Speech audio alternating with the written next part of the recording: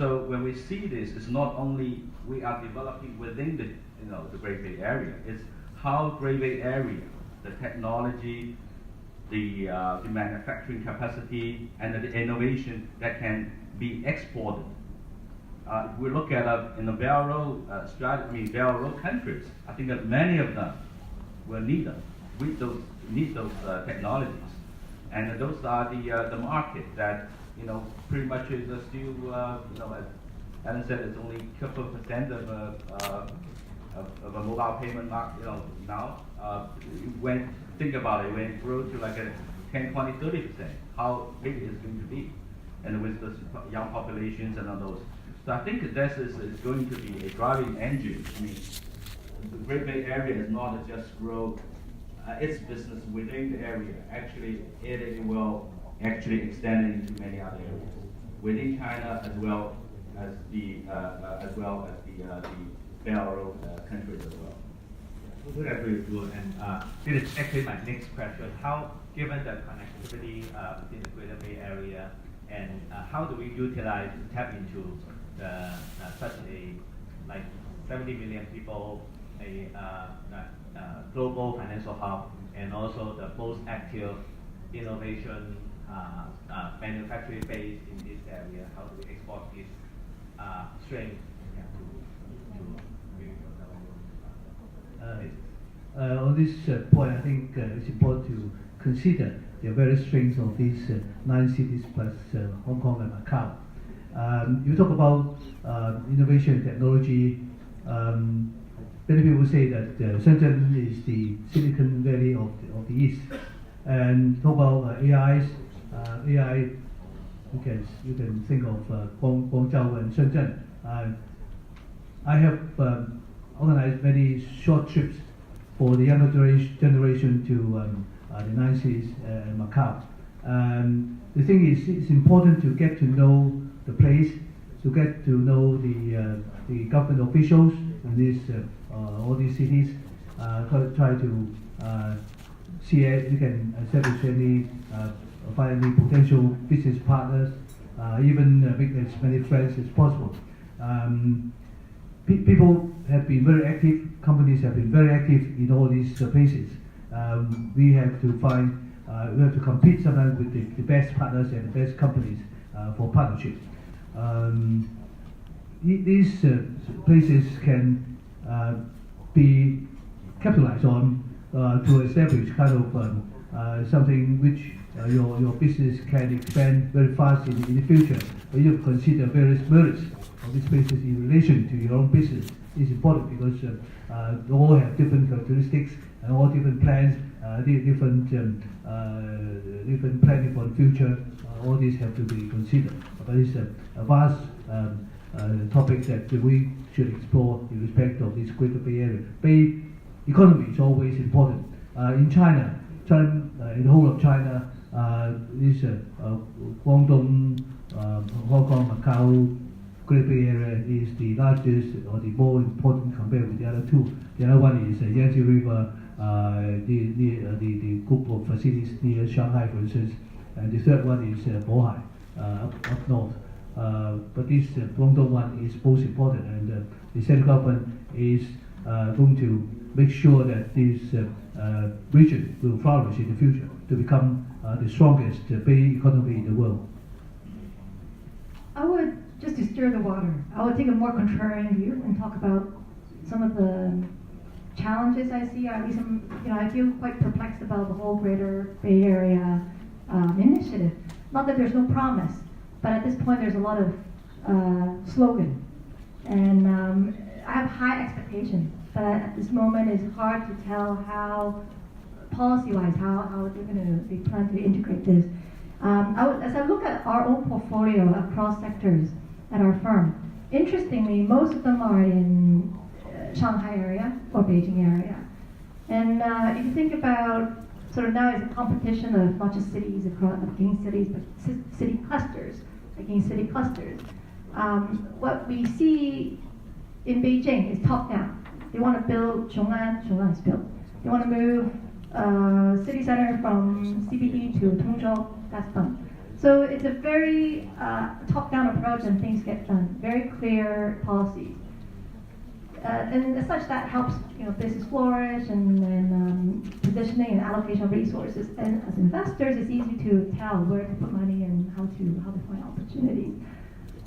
Differently, but interestingly, in Yangtze Delta River, we're also seeing more, first of all, more innovation. Historically, it's more open to Western influences, more open to 民营企业, so private enterprises. So you see more collaboration from city to Shanghai with all the Zhejiang, Jiangsu cities, and it's more coordinated. With Guangzhou Greater Bay Area, I feel that because of the legacy, it's richer. It's got developed earlier, it's under the influence of Hong Kong, plus the fact that there's Macau and Hong Kong, which are more independent, autonomous, that actually has, in my view, has slowed some of the innovation.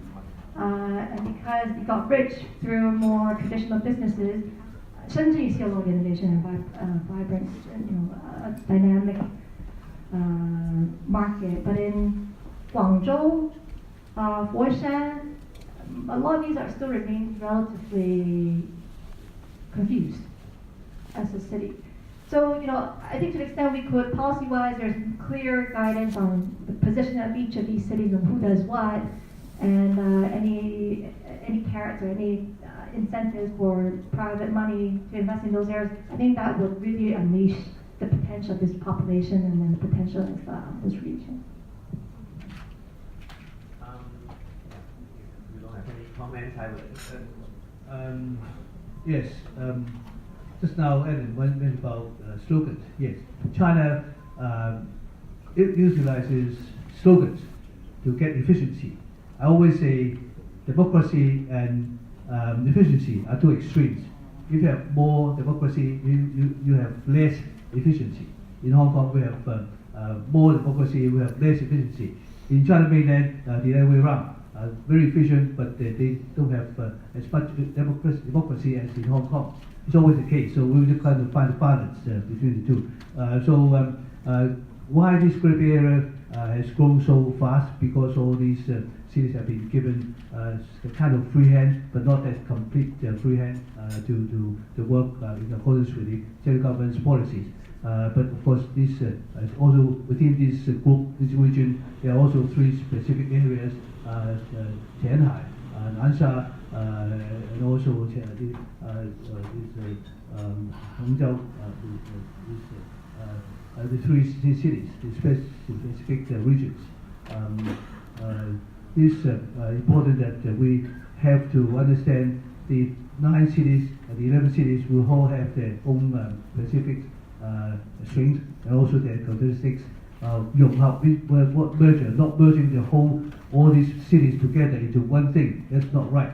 The working together, we also have all the cities retaining their own specifics, the strengths and also their characteristics. So they will develop their strength on the future plan in 2 different areas, in accordance with their history, background, and also the background that they have established themselves as they are. I think the issue for Greater Bay Area is not like who is the leader, Hong Kong or Shenzhen or Guangzhou, but the issue is how to each city to utilize the strength, like the financial hub, like the innovation center, manufacturing center, work together and export the expertise or strength to us. Yeah. So may I? Let's see if we can take some questions from the floor. Any questions?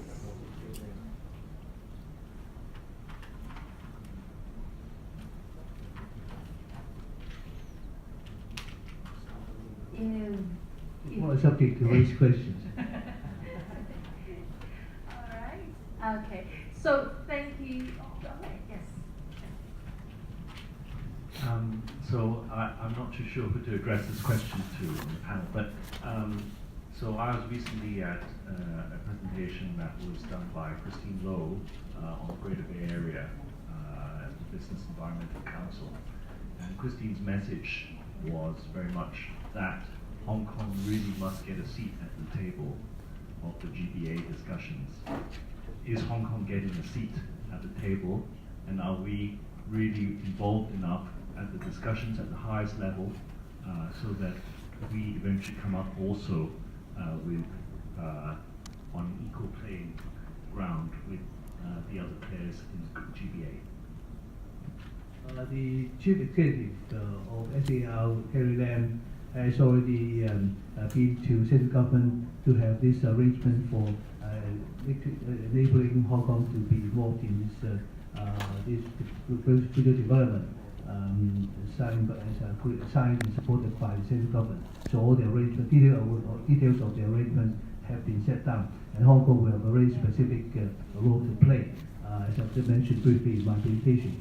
In fact, all these 9 cities in Guangdong province, why have been flourishing so quickly? Because of their vicinity with Hong Kong and Macau. That's very important. That's why the small 9 plus 2, or the bigger 9 plus 2, the bigger one means Japan per river, 9 provinces. Now the smaller one, the 9 cities. Also always have the 2, Macau and Hong Kong. Hong Kong and Macau are the essential parts of this kind of arrangement, this regional arrangement. And Hong Kong obviously is more important than Macau. And these two, as I mentioned, that the GDP per capita is equivalent to the developed economy in the world. Maybe I add, I think it is going to be very difficult for Hong Kong, in my observation, if we only rely on central government's blessing. I don't think anybody is going to listen to Hong Kong. When it comes to competition, it's competition. So why Shenzhen is so successful? Because Shenzhen never want to be the number 2. Even Guangzhou is the capital city of Guangdong. Shenzhen never recognizes it's the number 1, right? Say, I'm the number 1. So I think this is going to happen again. So Hong Kong really have to roll up our sleeve. It's not something that it will be, granted like we had before. It's like, there's a central government blessing. I don't think the Shenzhen people is going to listen to Hong Kong. That's for sure. So I think there are opportunities. We had a blessing from the central government, and how to execute them is a real key. I like to give 2 C's: cooperation and competition. Most of us are originally from Hong Kong, so we usually ask the question, what is our role in the GBA area? But I agree with Stanley that I think from the central government's perspective, it is always the issue that how do the brotherhood cities can utilize our strength to provide to maximize the synergy of this area.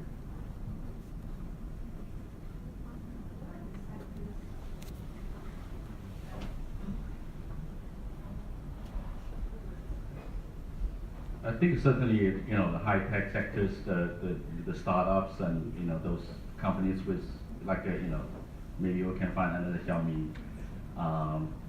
And of course, on the real estate side, I think there are great opportunities where I think there will be tremendous opportunities in the urban regeneration in Shenzhen, because Shenzhen basically has no new land supply.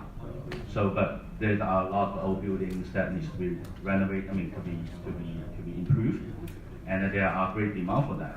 I think with the infrastructure, we also look at cities like Zhongshan.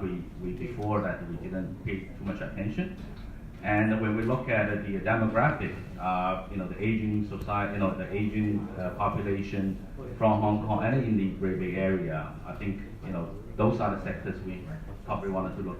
We wanted to look at it as well.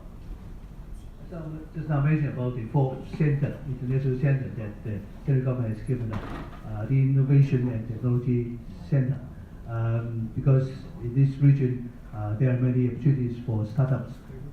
Particularly, as I mentioned, that Shenzhen is the people say